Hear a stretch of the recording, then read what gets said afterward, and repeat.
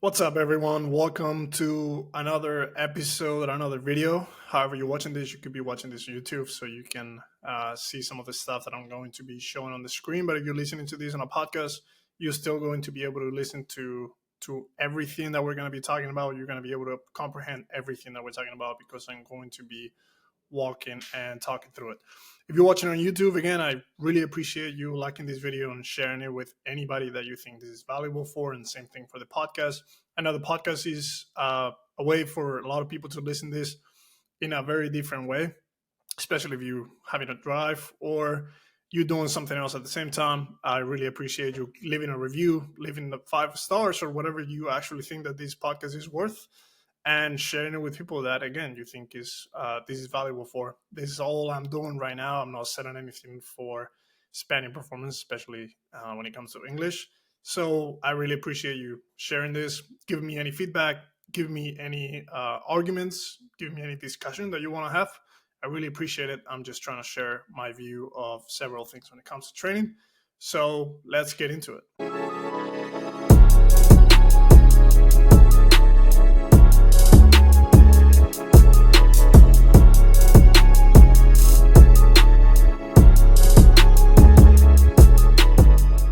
So the topic that I want to talk about today is training surfaces. When it comes to training surfaces, there is a lot of talk sometimes from coaches in terms of this surface is not good for you because your sport is not played on that surface. Or then we have other coaches or several athletes that are reporting, oh, well, I play volleyball, indoor volleyball, but I play beach volleyball throughout the summer.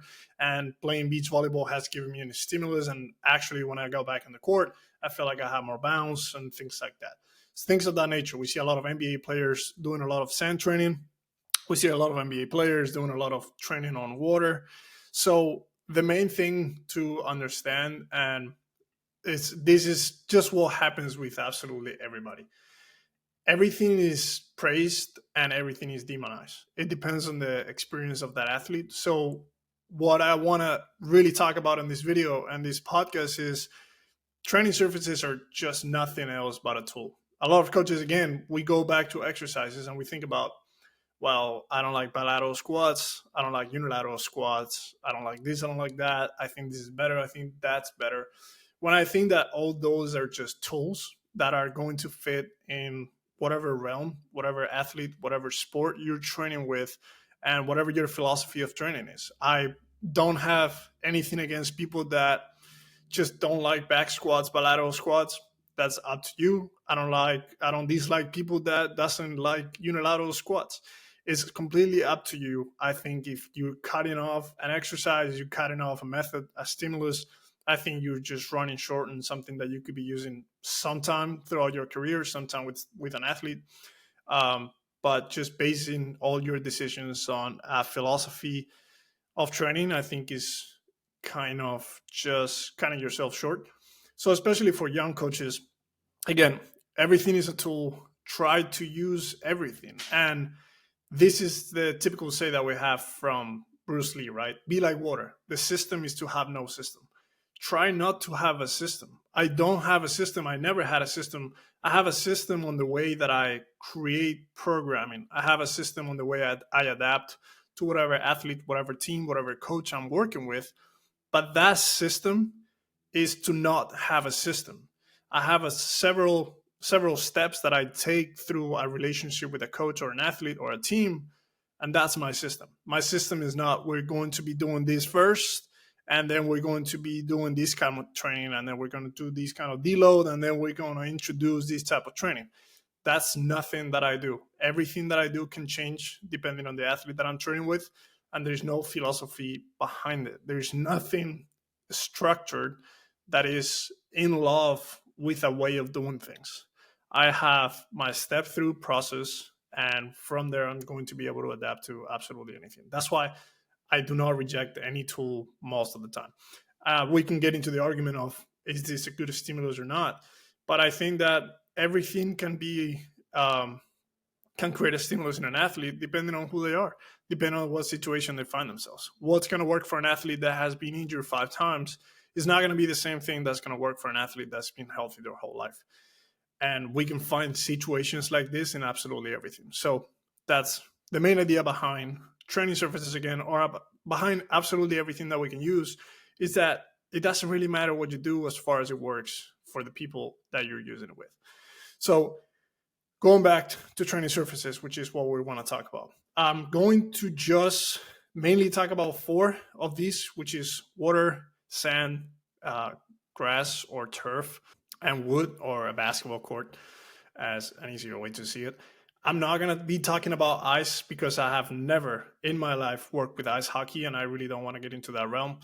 And the last thing that I will touch base on is the track. I think the track is used a lot of times for a lot of athletes. And again, most of the time, these surfaces are used because that's what we have in hand. That's what we can use at the time. And that's what we're going to use. But I want to get in a little deeper into it to think about how can I use these tools into my training, into my athletes' training, and how can I actually use this and not reject either of these. So starting with, I think the most popular that we can talk about that might be a different surface that the traditional surfaces that we know that sports are played on is sand, right? Is a surface that a lot of athletes from different sports like to use. And it's a surface that is only specific for one sport, which is beach volleyball. I'm sure we can find several sports that can be played on sand. That we got handball played on sand as well, but I'm just going to go through the major sports. So starting with sand, even though we're going to be starting right in the middle of of this process. The way I've structured this is I have started from the surface of water, which is the one that decrease body weight to decrease the effect of gravity on the body, but that's going to have, let's say, the longer ground contact times because that water resistance is applying upon us, and we're going to have the least amount of contact, the least amount of stretch shortening cycle involvement into the movement that we do, the least elastic movements, and then we're going to go all the way up to that basketball court, which is going to have the highest impact, which is going to have the potential to the shortest ground contact times, as well as the track. We could talk about concrete as well, but I'm just not including these here just because no sport is playing in concrete. And most of the time you kind of want to avoid concrete for a lot of athletes because it's going to create the most amount of stress, the highest impact on the athlete, even though a lot of training sometimes is going to have to be done in concrete just because it's the surface that we have. But starting from water, going all the way up to the basketball court. That's kind of drawing an image that classifies these surfaces depending on the tissue dependency and the tissue usage of the athlete on these surfaces. Like I said, starting with the water, that's going to be that place where ground contact times are going to be the highest, or at least this is the potential that that surface is going to have on training. And then going all the way up to the basketball court, which is where the ground reaction forces are going to be the highest. The same thing can be classified as, like I said, ground contact times, highest ground contact times at the water, lowest ground contact times at the basketball court. And let's say that on this end that we're talking about with the water, there's going to be higher muscular demands. And this is theory completely because there's probably a higher demand in the muscle tissue and those propulsive mechanisms when we're talking about sand than when we're talking about water. But the dominance of that tissue reliance is going to be higher on the water just because the elastic demands are going to be much lower than they could be in sand, lower than they can be in grass, and much, much lower than they could be on the basketball court. And that impact is going to be minimized as well. It's going to be the minimum amount of contact impact that we can have in our tissues. If we go back all the way to the other end, which is the basketball court, this is going to have the highest elastic demands, the highest ability for the stress shortening cycle to have an impact in movement. And again, I'm not saying this is less muscular demands that it could be on the water, because technically, if we're talking absolutes, it's probably not true. But in comparison with the amount of elastic demands that we're going to put upon the body, these muscular demands are going to be much less, and the impact is going to be much higher. So looking at these, let's say, classification of these surfaces, that's when we can start applying these as tools. So starting with the water, what I use the water for, what I've seen the water used a lot of times. The first thing is RTP, return to play, just because of these qualities that we've talked about, where the elastic demands are going to be less and the impact is going to be the least amount of impact. This is a good place to start for a lot of athletes starting on that return to play process. We're going to include some uh, quote unquote plyometrics, or maybe similar to explosive movements, walking, any jumping inside the water, any carrying of dumbbells, anything like that, where we're going to minimize the impact because of that decrease of gravity upon the body. And then I like using these as a recovery tool as well. I don't think it's necessary whatsoever. I think it's just another tool that you can use for recovery, especially for those qualities that we've talked about when we have played a lot of games back to back. We just want some movement. We just want some variety on the way those athletes are moving, and we want some blood flow to increase those recovery rates. The second tool, the second surface is going to be sand. Sand, like we said, highest controversy surface that we talk about. And I think for those coaches that say, well, when you're training sand, those elastic demands, the stretch energy cycle demands are not going to be high enough. So you're not going to get really any results for your sport if that sport requires high elastic demands. I just don't think this is true, just because if we're doing sand workouts here and there, we're going to be, let's say, tapping into those more muscular demands without the need of those elastic demands, without the need of that stretch energy cycle as much.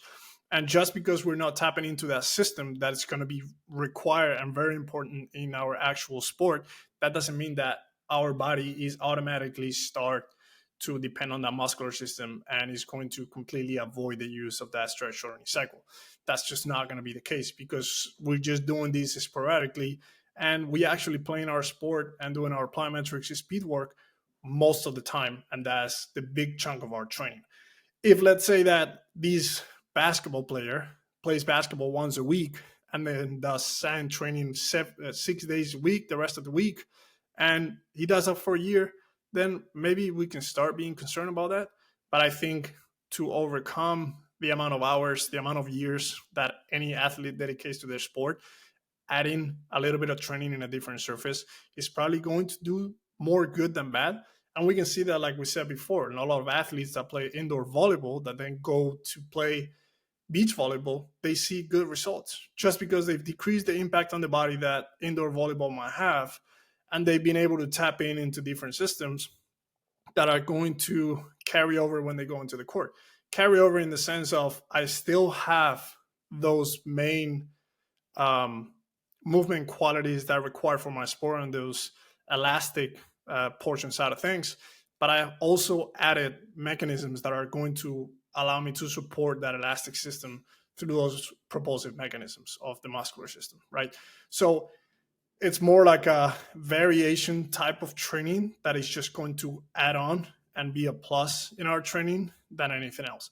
Again, I also don't think that a lot of coaches will say, oh, do sand training and that's just going to be the best thing that you can do for your performance results, just because I don't think this is 100% true. You still have to tap into those actual demands on your sport. And it's true, you're playing your sport so much that maybe just doing more and more training into those surfaces is not the best thing you need to do. But I think most of the time, that is the only way to get better. The way to get better at something is to keep doing that something that you're trying to get better at.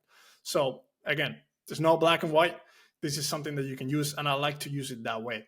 Return to play, I think, is a great option as well, just because of that increase on the percentage of muscular demands compared to the elastic demands, and because of the relatively low impact that we have in the body. Propulsive emphasis for those more elastic athletes, that's pretty much what I just talked about. Those athletes that are very elastic dominant, I believe they're going to get something out of this type of training, just because they're going to tap into different system that might assist that elastic system a little bit better when they get back into their sport, or when they just combine these with their sport. The sport specific side of things, I've trained a lot of beach volleyball players, and that's one of the things that I think about all the time. I believe that This type of training can assist a very elastic athlete a little bit better to tap into those propulsive and muscular mechanisms.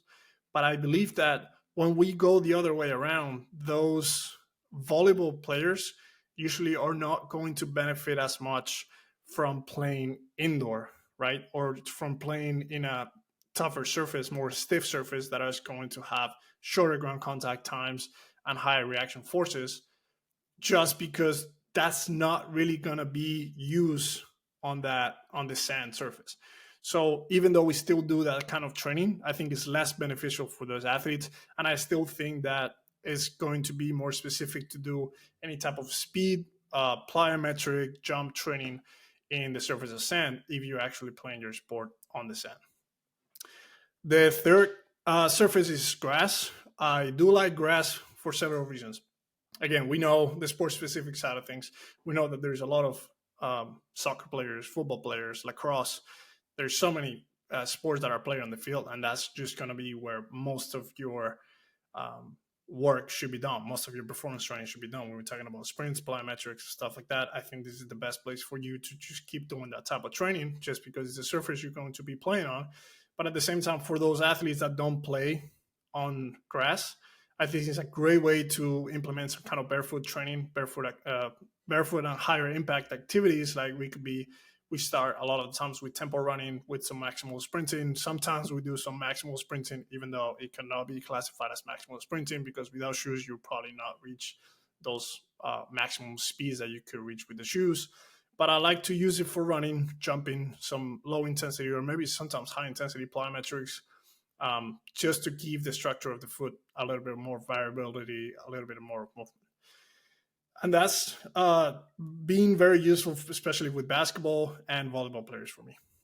And the last one, the basketball court. Again, this is a surface where I think everything is just a sport specific, is a sport specific surface where basketball and volleyball players are going to be playing most of the time. And I don't think any other sport is going to particularly benefit from going into a basketball court to do their actual drills. Again, they could get some benefits from tapping into those more elastic systems in order to bring it back to their sport. But like we said before, I think it transfer a little bit better when we're talking about going from those more muscular demands type of surfaces into those higher elastic demand surfaces like the basketball court, than training in the basketball court to transfer that into something like a sport that's played on the sand or on the grass, right? So it can be done. I just don't think I see as many benefits as I will see the other way around. So pretty much that's the way I use all these four surfaces. And to put an example with a basketball team, one of the things that we do a lot of the work that they're going to do on their sport, it's already going to be done on the court. We know that, right? So we already have that. Most of the time we have that covered. So if we're doing any kind of plyometrics and stuff like that, usually it's going to be done in the gym, which is going to be a rubber floor, which is going to be a little bit more pliable than the court. Is going to be a little bit less demanding on the impact side of things, but it's still going to have most of the abilities to for ground reaction forces and ground contact times and stuff like that. It's going to be very similar.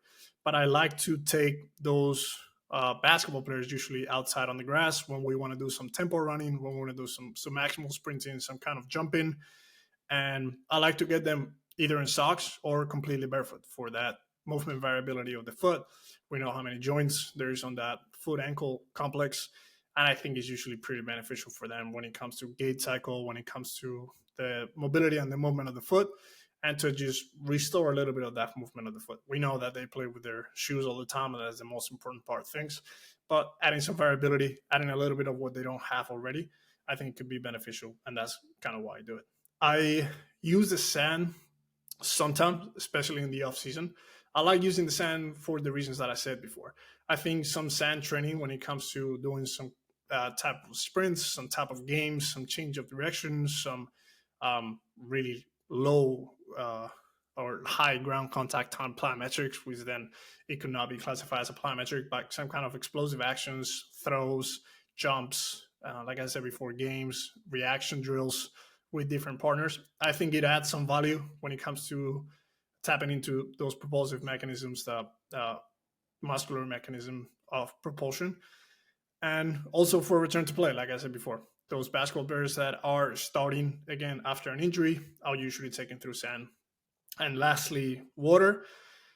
Water, I've never used water for recovery times, just because I think we can do those things in a bike. We can do those things walking. We do those things doing some kind of mobility sessions, some kind of lower loads type of sessions with higher repetition, trying to establish that blood flow, that those recovery benefits that we get from it. But I've used it a lot in return to play, especially having worked with a few ACLs throughout my career. That's been one of the first stages that I've been able to use it. Again, having a pool is not always easy. So if you have it, great, try to use it. If not, just jump into something like the sand, which will be the next step. And lastly, I would like to cover the track. So the track is kind of like a hybrid surface. That's what I put it outside of, if you're watching the video, outside of these diagram where I classify everything by ground reaction forces and by ground contact time, just because it's a surface that, again, if it's not kind of fucked up, it's a surface that it should have those higher elastic demands.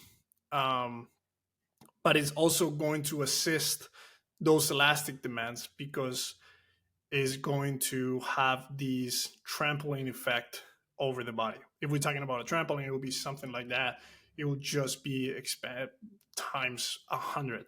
But when we're talking about the track is not only made to have that gripping ability when we're talking about the track and field shoes, but it's also made to have some type of elastic return of energy into those elastic systems that the athletes are going to use most of the time when we're talking about sprinting, plyometrics, jumping, or anything similar.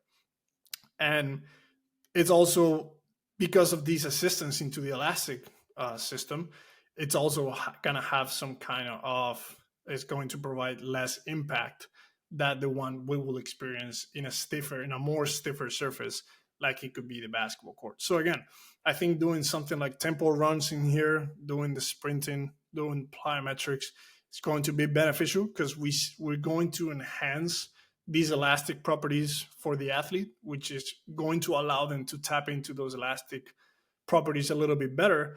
And at the same time, even though we're doing that, we are decreasing the amount of impact on the body.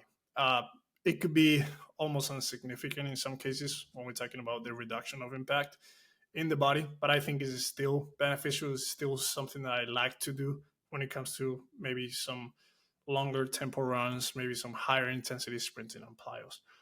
So again, there's another surface that I'm going to have on the toolbox and that I'm going to use.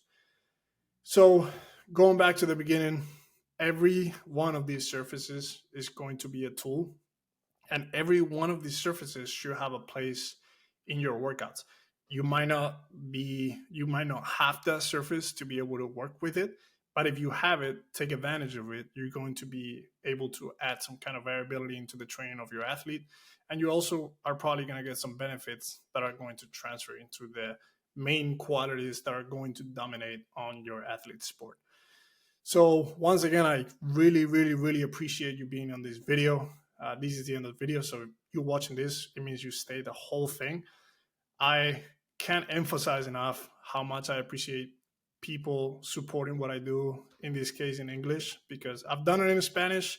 I'm going to keep doing it in Spanish, but my efforts are also focused right now on starting doing this in English. I've worked with hundreds of athletes. I've worked with, I'll say, plus 50 coaches on the United States and around the country and around the globe, in the UK, Ireland, Scotland, Australia. So I really appreciate all of you guys that are supporting this, and I appreciate if you can share this with anybody you think you will like it.